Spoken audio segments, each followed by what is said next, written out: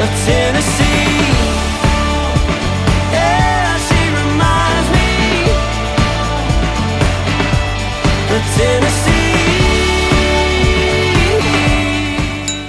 This is Jeff Cohen, Chief Business Development Officer at Sky, and this is Retail Media Thursday. I'm gonna go grab some time with Mike Black from Profitero Plus. Come join me.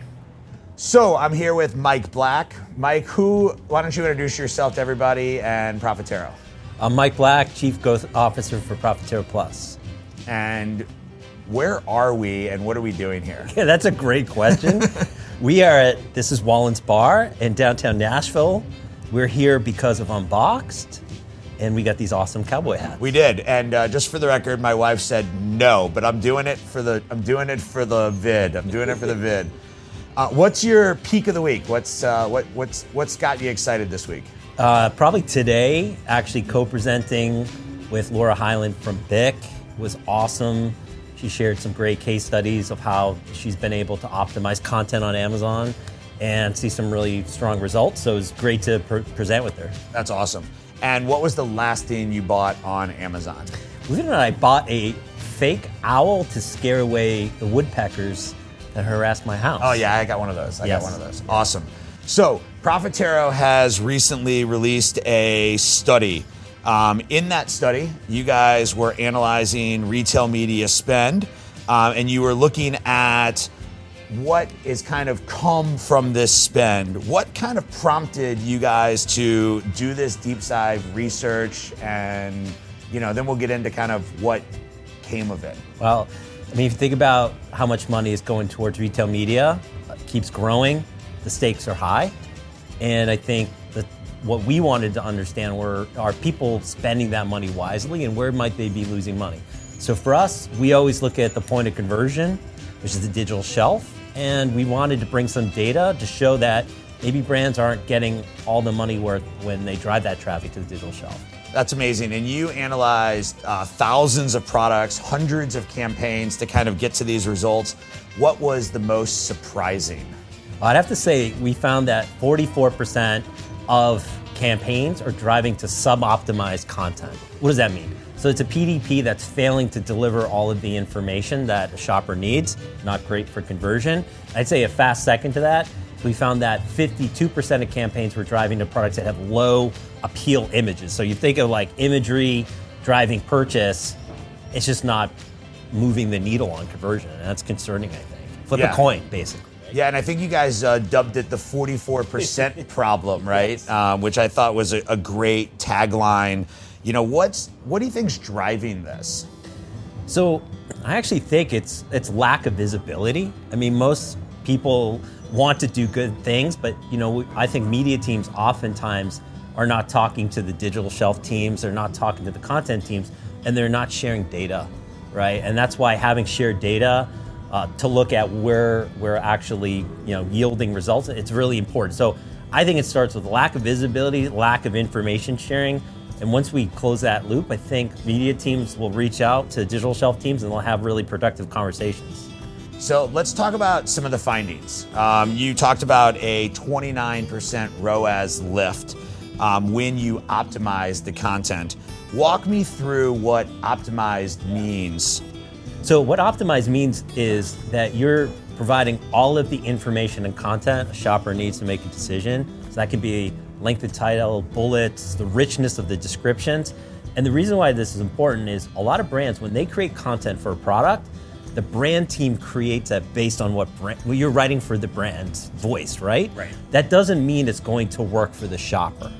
And oftentimes what we find is when you look at the content from the shopper lens, it's missing so much information, right? So it's really about getting that right and having all that information and making sure it's relevant to the shopper for the point of conversion. Okay, and within this, you guys did a study with Visit, one of your partners that you guys work with, and you noticed a 45% performance difference when you were able to, improve the image quality. When we're thinking of like this type of a massive improvement, what makes a really high converting image? And like, what should maybe people be thinking about when they're thinking about their images? Yeah, so it really comes down to three things. One is attractiveness, right? You have to grab attention in a quick second. And so you need an image that has that pulling power. The second is persuasion, which is this thing engaging with me emotionally to make me want this product over other products? And the last is what I call utility, and that's around context. So what we often find in products, sometimes the difference between a good image and a bad image is the use cases. It's the showing the product in usage. And sometimes, like, if you think about, I've seen this with pet studies, sometimes the way you, say you have 3 cats in the picture, the way you frame these little things really causes the human mind to be like, I want this, it stands out. Yeah. And the only way you get that is by measuring and testing. You can't just assume that it is going to resonate. Yeah, so the optimal cat numbers in a photo. But yeah, it's interesting because you need to optimize for so many different things in an image. And we talked about this offline, which is that there are points of over optimization too, right? Where you can over optimize. But yeah, like having 1 cat could be good, 2 cats could be great, but 4 could be too many. Yeah, the perfect example on this one. This will make it clear. So we've done this study before with the safes, safe company where you lock up your supplies, right? Yep. The suboptimal image was just a straight on shot. The image that actually converted 30% more, slightly angled, and you could see the opening of the safe and what was in the safe. It's the context of feeling like I could read myself into the situation of owning that safe. Yeah, I mean, when I was buying a safe, I wanted to be able to see, could the stuff I buy fit into that safe? Yeah. So one other, I'll say, I don't even want to call it a revelation because it's almost like something that we've been talking about for years in this space, but you've got more data to prove the value of reviews and ratings, right? They've been talked about like really since the dawn of time in selling on Amazon and other online channels. The value of reviews are boosting your overall results. What did you guys find when it came to reviews and the impact that reviews and ratings have? Yeah, so we've always looked at the impact that ratings and reviews has on conversion. This is the first time we looked at it from ROAS, return on media. Yep. I think that context was important. So, we see like somewhere like a double digits improvement when you have the right sweet spot of reviews. Now, you might say, okay, well, is there diminishing return? Is there some magic number? And the answer is simple. It's all about, are you keeping up with the competitors? And that's always changing. So if you have the choice of 2 products side by side as consumers look at it, and you have a product that is way off from what a competitor is, that's the biggest thing. Yeah. So you really got to define your success in reviews as what is the sort of threshold that the competitors are setting, and how close are we or far away to that? And it's super critical for new products, especially. That's something important to keep. And it also just reminds us that like reviews are that closed loop of the consumer finding what they want, liking it, and telling other people. Okay, so let's get into the so what, right? Like we've covered a lot about the findings that you had from this study, but we haven't really talked about the so what. You talked a little bit about the organizational structure and how organizational structures may be set up where there's different teams doing different parts of these operations. What do I do Monday morning, right? I'm gonna see this video, I read the report. What's something I can do Monday morning to impact from what I learned in this report? So Monday morning, you start your week by looking at all of the products that are not meeting the mark on these conditions, right? And then by Wednesday, you have a call with all the people that can influence that. And you bring that information to them and you tell them, hey, this problem is going to impact our media ROI. How do we make quick changes on this? So I think it's find some quick wins. Quick wins detection, but also it's like sharing it out and educating people to get them to care. And then you got to make sure that, a week later, we shouldn't be sitting in the same spot. Good advice. You guys introduced Shelf Intelligence Media. Maybe talk a little bit about like what it is, and you guys demonstrated that it had a 57% ROAS lift. So like what's the secret sauce to something that maybe is a number that seems too good to be true? Yeah, well the whole principle of Shelf Intelligent Media is there are better times and better signals for using your budget wisely. And we believe that the best signal is when your competitors are struggling, right? So competitors go out of stock. They have pricing issues. They have review problems. And if you can time your budget to take advantage of that, that's going to work for you. You're going to acquire new to brand buyers. You're going to convert at a higher rate because you have just turned their weakness into your strength. And that's what it's all about. And it's doing that automatically, so that happens as those signals are coming in. So you don't have to do that, log in on Monday and do something by Wednesday or Thursday. It's happening in real time when it's detected. Gotcha. So you're identifying that signal that would identify that you can actually get somebody to shift brands. And then we all know that once you get somebody to shift brands, that they become loyal to your brand until they, either shift brands again or not, right? I mean, I've been using the same razor since I was 14 years old. Not the same razor brand. Right, It's exactly. a really great razor if I've been using it that long. All right, let's get tactical for a moment. I've got a $500,000 retail media budget, but limited resources. What's the priority order for how I do things? Do I want to fix my content? I want to improve its completeness. Do I want to upgrade my images? Do I want to build more reviews? Where do I want to spend my time if I have a budget, but it's limited? So I'd say we have a saying, the first dollar should be spent on content and the second dollar should be spent on media. You really got to work on the conversion element of that. Now, whether that's copy or images, let's just call that content holistically. You really should spend your dollars on content. The second reason why you should do that is when you improve your content, you're actually also improving your organic search, right?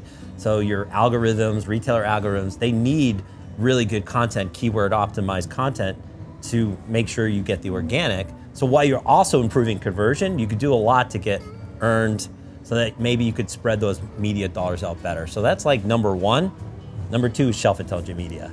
If you can then say, all right, we've got our conversion, feeling good about that. Now let's capitalize on our competitor's problem. That should be like a fast second. And because that's automated, it should be easier to implement. That's some good advice to give. And I've always said, like, media is the gasoline you pour on a fire. It's not what you use to start the fire. So I think we're in line and aligned there. So your report mentions AI, right? Big buzz of the week. When we look at AI and the search algorithm, and we look at ideas like intent and value add, how is that changing content optimization? And maybe what are things that we're doing in 2025 that we should be thinking about in 2026 compared to what we were maybe doing a year or two ago? Yeah. So I think the biggest change with content optimization with AI is so much of what's controlling your destiny is behind the scenes. So we're kind of used to looking at content from what is the consumer seeing and reading, the descriptions, we put keywords in there, but a lot of that what's driving the AI or your product attributes. Could be things in the back end fields of what Amazon has, use cases and things. And so we have to take sort of a two-sided lens optimization. We have to continue to optimize for search. We got to make sure like the prompt language that consumers are using is reflected in the copy. But we also have to take a look at the back end and start enriching those attributes. So that's where I see it as an evolution. It's not a revolution. It's not like we're going to stop doing that. Right. It's just while we're doing that work we have to do, let's add a different lens and layer to that and optimize it for the algorithm and the AI at the same time. Yeah, I think the evolution, not revolution, is a great point, and one that we always have to remember of we just have to keep getting continually better at what we do. Yeah. All right, so let's wrap this up here. Final question. You love metrics, right? What is one metric or signal that brands are not using enough? Market share. And the reason why is, at the end of the day, most brands, CPG brands, are incentivized around market share. It's not just about growing sales, but it's actually growing it at a faster clip than the category. And I think one thing we see brands not do is, we have to start taking a look at all of this traffic we're driving, all of this search, and having a way to look and say, is it actually moving the needle for us on market share? And in so many times, maybe it's not moving the needle in certain parts of our portfolio, and we may have bigger problems. So the best way to find out you have a digital shelf problem is to say that, wow, we just keep driving traffic up, but it isn't changing anything. And that's a sign that we might have the wrong content, we might have the wrong pricing, we might have the wrong product mix. But if you just keep throwing fuel on that, you're just wasting money. So I think market share brings a lot of truth in reason to those investments, and I think media teams got to get their hands on that and start really segmenting performance based on that. All right, so to wrap this up, we always like our quick fire, rapid fire questions. So favorite moment at Unbox so far? I think it was other than co-presenting with Laura, I would say I think I was really blown away by some of the vision Amazon has and the keynote. I think especially the idea of using agentic AI to make campaigns more easy to bring data together. I just think it's going to democratize so much for brands. Yeah. And I think they're just, they have a strong vision. They seem to be making great progress on that. So I thought that was super exciting. Thanksgiving's right around the corner. What's your favorite side? Oh, my favorite side? It's got to be the mac and cheese. My mom makes the best. Oh, and you're in the South, so. Well, yeah. We've had mac and cheese at every meal. Yep, mac and cheese. All right, what is one app that you cannot live without? I cannot live without Flipboard. You know what Flipboard is? No. I've had this app for like 10 years. It's just And how did you know I didn't mean appetizer? Actually, what was your question? Was it appetizer? No, it was just which app can you not live without? Yeah, I just figured. But I was asking about your phone. Yeah. Yeah, no, it's kind of boring, but it's just news. Like I'm like a... Is it like a clip? Like you can clip different stuff? It's a news. Curates your news feed? Curates the news. Oh, I've been nice. using this since like 2014. I just like, I'm a news junkie. I mostly industry. It's not doom scrolling, but it's news scrolling. I guess. Yeah. All right, so to wrap us up here, if you were not in retail media, what would you see yourself doing? Oh my God, I always wanted to be an archaeologist. Oh wow, you got the Indiana Jones hat going. That's why I picked this color. Yeah. If I could do that, that's what I would do. Maybe really someday I will. Mike Black, Profitero Plus. We're at Morgan Wallen's bar at Unbox. So thanks for joining us. Thanks for having me, Jeff. Yeah.